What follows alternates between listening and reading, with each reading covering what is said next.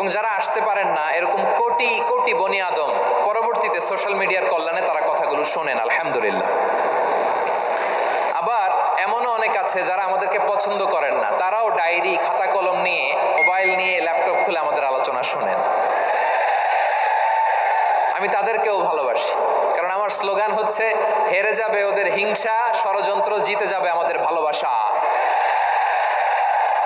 যারা আমাদের বিরোধিতা করে, আমাদের ব্যাপারে ঘৃণা ছড়ায়, তাদের জন্য আমাদের বুক ভরা দরদ ওদের ভালোবাসা আছে না নাই? কারণ ভালোবাসা দিয়ে যা জয় করা যায়, কঠোরতা দিয়ে তা পারা যায় না। তো যারা বিরোধিতার জন্য আমাদের আলোচনা শোনেন, তাদেরকেও ওয়েলকাম। যারা আমাদের আলোচনা আউট অফ কনটেক্সট নিয়ে এক জায়গার মাথা আর এক জায়গার লেজ জুড়ে দেন, তাদেরকেও ওয়েলকাম। গত সপ্তাহে আপনারা জানেন, খুলনা বিভাগের প্রোগ্রাম আমি দিয়েছিলাম যশোরে, আদ্দিন ফাউন্ডেশনের উদ্যোগে। তো যশোরের প্রোগ্রামের এক ভিডিওর পেছনে আমাদের কিছু দিনী ভাইরা 6 বছর আগের এক অডিও ব্যাকগ্রাউন্ডে জুড়ে দিয়ে বিভ্রান্তি ছড়ানোর জন্য সোশ্যাল মিডিয়াতে ছড়িয়ে দিয়েছে। তো তাদের প্রতিও আমাদের কোনো রাগ নাই, ক্ষোভ নাই, তারা হয়তো দিনই তাকাদা থেকেই করেছে, কিন্তু তারা হয়তো বুঝতে পারে না এই যে রিসেন্ট আলোচনার ভিডিওর পেছনে 6 বছর আগের অডিও জুড়ে দেওয়া, এটাকে বাংলায় বলে প্রতারণা। কি বলে? প্রতারণা, ধোঁকাবাজি। এখনকার আলোচনার ভিডিও আর ব্যাকগ্রাউন্ডে এডিট করে লাগিয়েছে 6 বছর আগের অডিও, এটারে প্রতারণা বলে, ধোঁকাবাজি বলে। আর বিশ্বনবী বলেন, মান গশানা ফালাইসা মিন্না, the person who deceives us he is not among us. যে আমাদেরকে ধোঁকা দেয়, সে আমাদের অন্তর্ভুক্ত নয়। তো বিশ্বনবীর এই হাদিস তারা মনে রাখে না। তো এই জন্য শুধু বিশ্বনবীর প্রতি সাল্লাল্লাহু আলাইহি ওয়াসাল্লামের প্রতি সেরেফ ভালোবাসা আপনাকে বাঁচাতে পারবে না যদি বিশ্বনবীর আদর্শ আপনি গ্রহণ না করেন।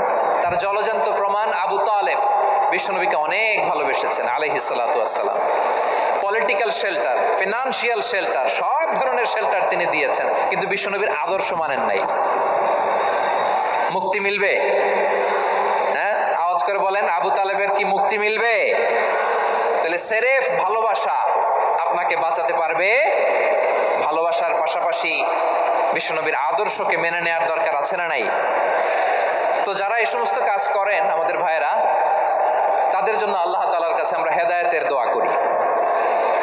আবার আমি দেখেছি আমার গত সপ্তাহের যশোরের আলোচনার একটা লাইনকে কেন্দ্র করে আমাদের অনেক রাজনীতিবিদ বন্ধুরা অনেক ক্ষুব্ধ প্রতিক্রিয়া দেখাচ্ছেন। ওই কথাকে নিজেদের গায়ে টেনে, নিজেদের গায়ে মেখে ওনারা ক্ষুব্ধ হয়েছেন। প্রিয় ভাইয়েরা, আমি বলেছিলাম যে একদল খেয়ে গিয়েছে, আরেক দল খাওয়ার জন্য রেডি হয়ে আছে। তো এখানে কি আমি কোনো দলের নাম বলেছি? বাংলাদেশে 48টা প্রায় নিবন্ধিত রাজনৈতিক দল, কোনো দলের নাম আমি বলিনি। কথাটাকে আমি জেনারেল রেখেছি। দায়ীদের বৈশিষ্ট্যই এটা, দায়ীরা জেনারেলি কথা বলে, যার যেই মেসেজ নেয়ার তারা সেখান থেকে নিয়ে নেয়।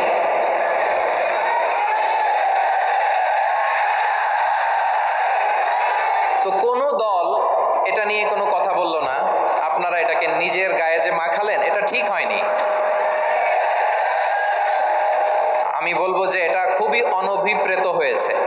কোনো দলকে টার্গেট করে বা কোনো দলের পক্ষে আমরা কখনো কথা বলি না। আমরা কোরআনের পক্ষে কথা বলি, ইসলামের পক্ষে কথা বলি, ঠিক কিনা বলেন?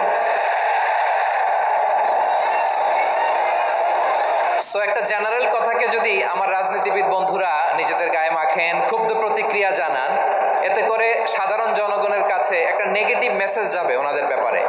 এটা হোক আমরা চাই না। এদেশের যত এই যে আমার ভাইয়েরা, এই যে, তো আমার প্রিয় রাজনীতিবিদ বন্ধুদের আমি বলবো, কথাটা ছিল ভেরি জেনারেল, এটা নিজেদের গায়ে মাখানোর কোনো দরকার নাই। আমরা এই যে এক্সিস্টিং যে রাজনৈতিক চর্চা, এটা থেকে আমরা বেরিয়ে আসতে চাই। আমরা চাই না এদেশে চাঁদাবাজি, দখলবাজি থাক, ঠিক কিনা বলেন? এদেশে কোনো দুর্নীতি থাক, টেন্ডারবাজি থাক, এগুলো আমরা চাই। আই হেট পলিটিক্স একটা জেনারেশন আছে, এই বেশিরভাগ জেনজি অফ সিলেট, এরা আই হেট পলিটিক্স জেনারেশন। এরা পলিটিক্সকে পছন্দ করে না। তো কেন করে না, এর দায়ভার আমাদের আমাদের আছে না নাই? আছে। এবং আমরা দেখেছি ক্ষমতার পালাবদল যখন হয়, এক সরকার যায় আরেক সরকার আসে, তখন দুর্নীতির ফিরিস্তি আমরা জানতে পারি, এর আগে জানতে পারি না। প্রতিটা দলের ভেতরেই আমরা এই বাজে চর্চাটা দেখেছি। সো এখন আমাদেরকে শুধরে নেওয়ার সময় এসেছে। এটা এই সুন্দর সময়, নতুন প্রভাতের বাংলাদেশ, নতুন ভোরের বাংলাদেশ, এই সময় আমরা কাদা ছোড়াছুড়ি যেন না করি। আমাদের শপথ নেওয়ার সময় এসেছে। প্রতিটি দল, নিবন্ধিত 48টি, সবগুলো দলের এখন শপথ নেওয়া উচিত যে আমরা কোনোদিন আর চাঁদাবাজি করব না, টেন্ডারবাজি করব না, দখলবাজি করব না। আমরা সবসময় দেশের পক্ষে থাকব, সবসময় দেশের পক্ষে থাকব। সেই কথাগুলো ছিল ভেরি জেনারেল। যে কথাগুলো আমরা জেনারেলি বলি, এগুলো জেনারেলি আপনারা নেবেন। আমার রাজনীতিবিদ বন্ধুদের কাছে এটাই আমার কামনা। আর এই জাতীয় বার্তা যখন আমরা দেই, তখন যদি আপনি বলেন যে পারলে রাজনীতিতে আসেন, পারলে দল করে দেখান, এটা হইল? আমি কি এরকম কোনো কথা বলেছি? না। আমি একজন মুফাসসিরে কোরআন, আমি একজন আলেম, এর বাইরেও আমার সবচেয়ে বড় পরিচয় আম আ সিটিজেন অফ বাংলাদেশ। আমি বাংলাদেশের একজন সাধারণ নাগরিক। আমার দেশের যে কোনো সমস্যা, যে কোনো ইনকনসিস্টেন্সি, অসঙ্গতি নিয়ে মত প্রকাশের স্বাধীনতা আমার আছে না নাই? আপনারাই তো বাক স্বাধীনতার কথা বলেন। অসঙ্গতি নিয়ে মত প্রকাশের স্বাধীনতা আমার আছে না নাই? আপনারাই তো বাক স্বাধীনতার কথা বলেন, ফ্রিডম অফ স্পিচের কথা বলেন, বাক স্বাধীনতার কথা বলেন। আপনারাই যদি আবার কোনো মন্তব্যের কারণে বলেন যে রাজনীতির মাঠে আসেন, দল করেন, দেখি কতটুকু পারেন, এটা ঠিক হবে না। তাই প্রিয় ভাইয়েরা, আসুন আমরা দল মত নির্বিশেষে কাঁধে কাঁধ মিলিয়ে সোনার বাংলাদেশ গড়ি, দুর্নীতিমুক্ত বাংলাদেশ গড়ি, যে বাংলাদেশের জন্য রক্ত দিয়েছে আবু সাঈদ, যে নতুন ভোরের বাংলাদেশের জন্য রক্ত দিয়েছে মুগ্ধরা, যে নতুন বাংলাদেশের জন্য রক্ত ঝরিয়েছে 24-এর যে গণ অভ্যুত্থানের প্রত্যেকটি শহীদের। আওয়াজ করে বলেন ঠিক কিনা? আল্লাহ তাআলা আমার দেশকে তুমি নিরাপদ করো, শান্তিময় করো। আমরা যেন স্বাধীন সার্বভৌম বাংলাদেশে মাথা উঁচু করে বিশ্ব দরবারে দাঁড়াতে পারি। আল্লাহ তুমি তৌফিক দান করো। আওয়াজ করে সবাই পড়ে আমিন। প্রিয় ভাইয়েরা, আমি আর কাল বিলম্ব না করে আসুন সরাসরি মহাবিশ্বের মহাগ্রন্থ, মহাবিশ্বয় মহাগ্রন্থ আল কোরআন আল কারীমের তাফসীর শুনি। আমি আজকের এই চমৎকার রজনীতে আলোচনা করবার জন্য সূরাতুল আহজাবের 45-46 এই দুটি আয়াতকে চুজ করেছি। এই দুটি আয়াতের আলোকে কিছু কথা আপনাদের সাথে শেয়ার করব। আওয়াজ করে পড়ুন ইনশাআল্লাহ। তার আগে আসুন একটু দেখে নিই আপনারা কে কোথা থেকে এসেছেন।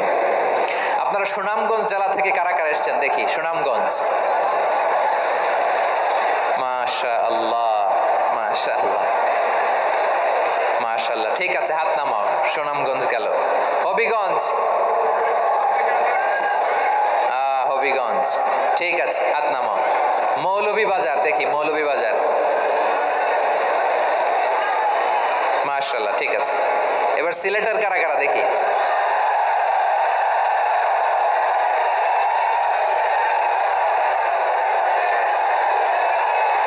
মাশাআল্লাহ মাশাআল্লাহ,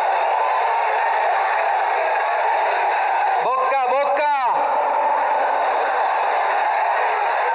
ঠিক আছে ঠিক আছে, মাশাআল্লাহ মাশাআল্লাহ, I like it, I love it, মাশাআল্লাহ। সুনামগঞ্জ, হবিগঞ্জ, মৌলভীবাজার, সিলেট। সিলেটের এই 4 জেলার বাইরে থেকে কারা কারা আসছেন দেখি। মাশাআল্লাহ, অন্যান্য অনেক জেলা থেকে আমার বাইরে এসেছে। মাশাআল্লাহ, আল্লাহ সবাইকে কবুল করুক। আজকের এই প্রোগ্রামকে, এই তাফসীরুল কোরআন মাহফিলকে আমাদের নাজাতের ওসিলা বানাক। 3 দিন ব্যাপী দেশের প্রথিত যশা অত্যন্ত বিজ্ঞ প্রাজ্ঞ ওলামারা যে সমস্ত আলোচনা, দিক নির্দেশনা এই মঞ্চ থেকে আমাদের জন্য রেখেছেন, আমরা যেন সেগুলোর উপর আমল করতে পারি। আল্লাহ তৌফিক দান করুক। প্রিয় ভাইয়েরা, বড় গ্যাদারিং, অনেক বড় শোডাউন, জনপ্রিয়তা, এগুলো আমাদের উদ্দেশ্য না। আমাদের উদ্দেশ্য হচ্ছে আল্লাহর সন্তুষ্টি। সিলেট, আওয়াজ করে বলো, আমাদের উদ্দেশ্য কার সন্তুষ্টি? আল্লাহর সন্তুষ্টি। ওইটা যদি পাই যথেষ্ট, আলহামদুলিল্লাহ আলহামদুলিল্লাহ। আসুন আমরা আমাদের নিয়তকে খালেস করে নেই। আমরা যা শুনবো আমলের নিয়তে শুনবো, নিজের জীবনকে পরিবর্তনের জন্য শুনবো, ঠিক কিনা বলেন? ইনশাআল্লাহ। আমি মেহরবানি করে এই যে ডান দিকে আমার ভাইদেরকে অনুরোধ করব, আপনারা মেহরবানি করে চুপ থাকবেন। অনেক এলইডি আছে, এলইডি। হ্যাঁ, দেখেছি দেখেছি দেখেছি দেখেছি। কোনো এক্সকিউজ দেওয়া যাবে না, এটা নাই ওইটা নাই, এরকম কোনো কথা হবে না। এলইডিতে আমরা দেখবো ইনশাআল্লাহ। প্রিয় ভাইরা, সূরাতুল আহজাবের 45 এবং 46 নম্বর আয়াত আমি তেলাওয়াত করেছি, যেখানে আল্লাহ তাআলা বিশ্বনবীর 5টি বৈশিষ্ট্যের কথা বলেছেন। কয়টি? সবাই বলুন আওয়াজ করে, কয়টি? 5টি বৈশিষ্ট্যের কথা আল্লাহ তাআলা এই আয়াত দুটিতে উল্লেখ করেছেন। বিশ্বনবী সাল্লাল্লাহু আলাইহি ইসলামের জীবনী, ওনার বায়োগ্রাফি নিয়ে কথা বলাটা দুষ্কর, কারণ এটার কোনো শেষ নাই, কুল নাই, কিনারা নাই, বিয়ন্ডলেস, বাউন্ডলেস, বটমলেস। সুবহানাল্লাহ বলেন। কারণ তিনি তো এমন নবী যিনি হ্যাঁ বললে এটা শরীয়তে হালাল হয়ে যায়। নবীর মুখ দিয়ে যদি বের হয় হ্যাঁ, নাম, ইয়েস, তাহলে এটা হালাল, ঠিক কিনা বলেন? এ নবীর মুখ দিয়ে যদি না বের হয় যে না, নো, তাহলে এটা শরীয়তে হারাম হয়ে যায়। কেমন নবী আমরা পেয়েছি, যিনি হ্যাঁ বললে হালাল, না বললে হারাম, যিনি সাব্বাবা, এই আঙ্গুলি উপরের দিকে উঁচু করলে চাঁদ ভেঙে 2 টুকরা হয়ে যায়, যে নবী জমিন থেকে পা উঁচু করলে আল্লাহর আরশে মেরাজে চলে যায়। এমন নবীর উম্মত আমরা হয়েছি। যে নবীকে বাদ দিলে কোরআন বোঝা যায় না, কারণ এ নবীর উপরই কোরআন নাজিল করেছে কে? এ নবীকে বাদ দিলে হাদিস বোঝা যায় না, কারণ হাদিস তো এ নবীর মুখনিসৃত পবিত্র বাণী। সুবহানাল্লাহ পড়েন। এ নবীকে বাদ দিলে জান্নাত চেনা যায় না, কারণ জান্নাত তিনি চাক্ষুষ দেখে এসে আমাদেরকে মেরাজ শেষে বর্ণনা করে শুনিয়েছেন। এ নবীকে বাদ দিলে জাহান্নাম চেনা যায় না, এ নবীকে বাদ দিলে আমার রবকে চেনা যায় না, ঠিক কিনা বলেন? তো বিশ্বনবীর 5টি বৈশিষ্ট্যের কথা আল্লাহ তাআলা এই সূরাতে উল্লেখ করেছেন। আল্লাহ রাসূল সাল্লাল্লাহু আলাইহি ওয়াসাল্লাম যখন মক্কাতে দাওয়াত দিচ্ছিলেন, মক্কার কুরাইশরা নানাভাবে বিষ্ণু ইসা ইসলামকে কষ্ট দিচ্ছিল, নানাভাবে ট্যাগিং করছিল, মিথ্যা অপবাদ দিচ্ছিল। কখনো কখনো তারা বিশ্বনবীকে বলছিল মিথ্যাবাদী, কাযযাব। কখনো বলছিল যে তুমি হচ্ছে জাদুকর, সাহির। কখনো বলেছে শায়ের, মুহাম্মদ তুমি কবি। কখনো বলেছে কাহেন, মুহাম্মদ তুমি গণক। এবং কখনো বলেছে মুহাম্মদ তুমি হচ্ছে মাজনুন, মানে পাগল। আওয়াজ করে সবাই পড়ুন, নাউযু বিল্লাহি মিন যালিক। তাহলে বিশ্বনবীকে মৌলিকভাবে এই 5টি অপবাদ দিয়েছে। আমার কলেজার টুকরা সিলেটের ভাইরা, বিশ্বনবীর ব্যাপারে মিথ্যা অপবাদ মৌলিকভাবে দিয়েছে কয়টি? 5টি। বলেছে তুমি মিথ্যাবাদী, বলেছে তুমি গণক, তুমি কবি, তুমি পাগল, তুমি জাদুকর। বিশ্বনবীকে যে এই 5টি অপবাদ দেয়া হলো, আল্লাহ তাআলা এটা সহ্য করেননি। এই 5টি অপবাদের বিপরীতে আল্লাহ তাআলা বিশ্বনবীর 5টি চমৎকার বৈশিষ্ট্য উল্লেখ করে সূরাতুল আহজাবের 2টি আয়াত নাজিল করেছেন। আওয়াজ করে পড়েন আল্লাহু আকবার। 5টি চমৎকার বৈশিষ্ট্য সূরাতুল আহজাবের ভেতরে রব্বুল আলামিন উল্লেখ করে আমাদেরকে জানিয়ে দিচ্ছেন, ইয়া আইয়ুহান নাবিয়্যু ইন্না আরসালনাকা শাহিদাও ওয়া মুবাশশিরাও ওয়া নাযীরা ওয়া দাঈয়ান ইলাল্লাহি বিইذনিহি ওয়া সিরাজাম মুনীরা। পড়েন আল্লাহু আকবার।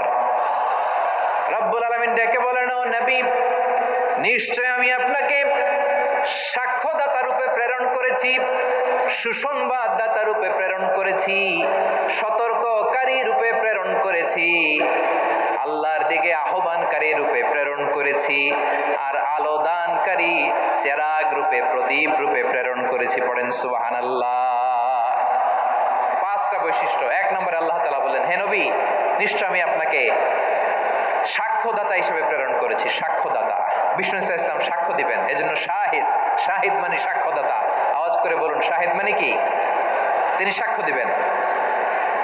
মুবাশশির, 2 নম্বর বৈশিষ্ট্য হচ্ছে তিনি মুবাশশির। মুবাশশিরুম বিরাহমাতিল্লাহি ওয়া বিল জান্নাহ।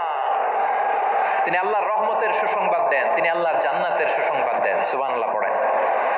3 নম্বর বৈশিষ্ট্য হচ্ছে নাযীর, তিনি সতর্ককারী, ওয়ার্নার, তিনি সাবধান করতে এসেছেন, রিমাইন্ডার দিতে এসেছেন যে আল্লাহর পথে যদি না চলো, শিরকি কাজ যদি না থামাও, তাহলে এমন আযাব আসবে আল্লাহর পাকড়াও থেকে তুমি বাঁচতে পারবে না। তিনি নাযীর। বিষ্ণু ঈসা ইসলামের 4 নম্বর বৈশিষ্ট্য হচ্ছে দাঈয়ান ইলাল্লাহ, তিনি আল্লাহর দিকে আহ্বানকারী। এই যে আমরা আমাদেরকে পরিচয় দেই যে আমরা দাঈ, বলি না? বলি যে উনি হচ্ছেন একজন দাঈ ইলাল্লাহ। বহু বচনে আমরা বলি আদ-দুআত ইলাল্লাহ, এটা কোরআনের এই আয়াত থেকে এসেছে। সুবহানাল্লাহ পড়েন। ওয়া দাঈয়ান ইলাল্লাহি বিইذনিহি, আল্লাহর আদেশে বিষ্ণু ঈসা ইসলাম আল্লাহর দিকে মানুষকে ডাকেন। এবং বিষ্ণু ঈসা ইসলামের 5 নম্বর বৈশিষ্ট্য হচ্ছে সিরাজাম মুনীরা, আলো দানকারী প্রদীপ, আলোকদীপ্ত প্রদীপ, যে আলো দিয়ে তিনি গোটা বিশ্বকে আলোকিত করেছেন। আওয়াজ করে পড়েন আল্লাহু আকবার। তাহলে মোট 5টি বৈশিষ্ট্য নিয়ে আমরা কথা বলবো বিশ্বনবীর। আওয়াজ করে বলুন কয়টি? 1 নম্বরে হচ্ছে শাহিদ, বিশ্বনবী সাক্ষী দিবেন। কি দিবেন? He will be witness for all prophets and for us, তিনি নবীদের উপরও সাক্ষী দিবেন, আবার উম্মতের উপরও সাক্ষী দিবেন। সুবহানাল্লাহ পড়েন। কিয়ামতের দিন আল্লাহ তাআলা প্রত্যেক নবীকে জিজ্ঞেস করবেন যে তুমি কি তোমার উম্মতের কাছে আমি যা যা পৌঁছাতে বলেছিলাম পৌঁছিয়েছো? নবীরা বলবে আল্লাহ আমি পৌঁছিয়েছি। নবীদের কথা ঠিক কিনা, সত্য কিনা, এর সপক্ষে তখন বিশ্বনবী সাক্ষী দিবেন। সুবহানাল্লাহ পড়েন। এজন্য রব্বুল আলামিন বলেন ফাকাইফা ইযা জিনা মিন কুল্লি উম্মাতিন বিশাহীদিন ওয়া জিনা বিকা আলা হাউলাই শাহীদা।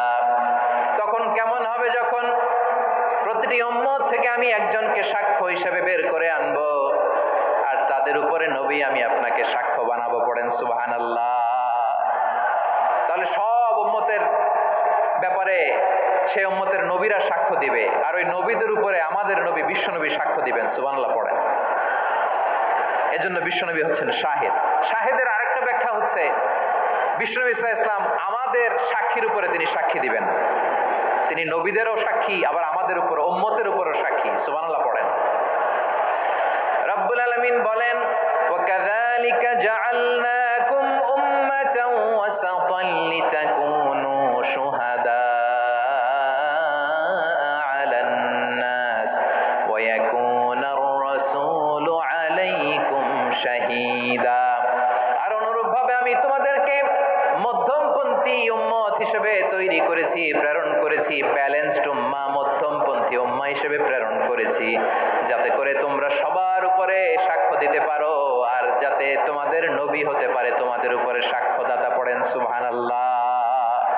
আমরা হচ্ছি ব্যালেন্সড উম্মাহ, আমরা সবার ব্যাপারে সাক্ষ্য দিব, আর আমাদের উপর সাক্ষ্য দিবে স্বয়ং বিশ্বনবী। সুবহানাল্লাহ পড়েন।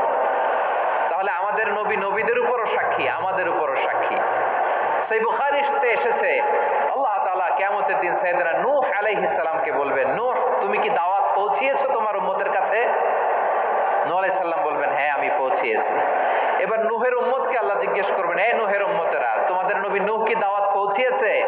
নূহের উম্মত বলবে না আল্লাহ, আমাদের কাছে কোনো সতর্ককারী আসে নাই, কোনো নবী টবি আসে নাই, কোনো দাওয়াতও আমরা পাই নাই, আপনারাও চিনি নাই, জান্নাতও চিনি নাই, জাহান্নামও চিনি নাই। নূহ আলাইহিস সালাম বিপদে পড়ে যাবেন। তখন আল্লাহ বলবেন নূহ তুমি বললা পৌঁছিয়েছো, তোমার উম্মত বলে কিছু পায় নাই। নূহ তোমার কি কোনো সাক্ষী আছে? তোমার কথা আর তোমার উম্মতের কথা তো মিলে না। তুমি বললা তুমি আমার নির্দেশনা দাওয়াত পৌঁছে দিয়েছো, কিন্তু তোমার উম্মত বলে পায় নাই। নূহ তোমার পক্ষে কোনো সাক্ষী আছে? নূহ আলাইহিস সালাম বলবেন আছে। কে? উম্মতে মুহাম্মাদী। তখন আমরা বলবো আল্লাহ নবী নূহ আলাইহিস সালাম তিনি আপনি যা যা বলেছেন ঠিক তা তার উম্মতের কাছে পৌঁছে দিয়েছে। এবার নূহের উম্মতের সাথে আমাদের ঝগড়া লাগবে। তারা বলবে তোমরা আসছো আমাদের হাজার হাজার বছর পরে, তোমরা কি করে জানলা? তোমাদের সাক্ষী ধর্তব্য হবে না? আমরা তখন বলবো আমাদের কোরআনে তোমাদের নবীর নামে আল্লাহ তাআলা একটা সূরা নাজিল করেছেন, সূরাতে নূহ। আওয়াজ করে পড়েন আল্লাহু আকবার।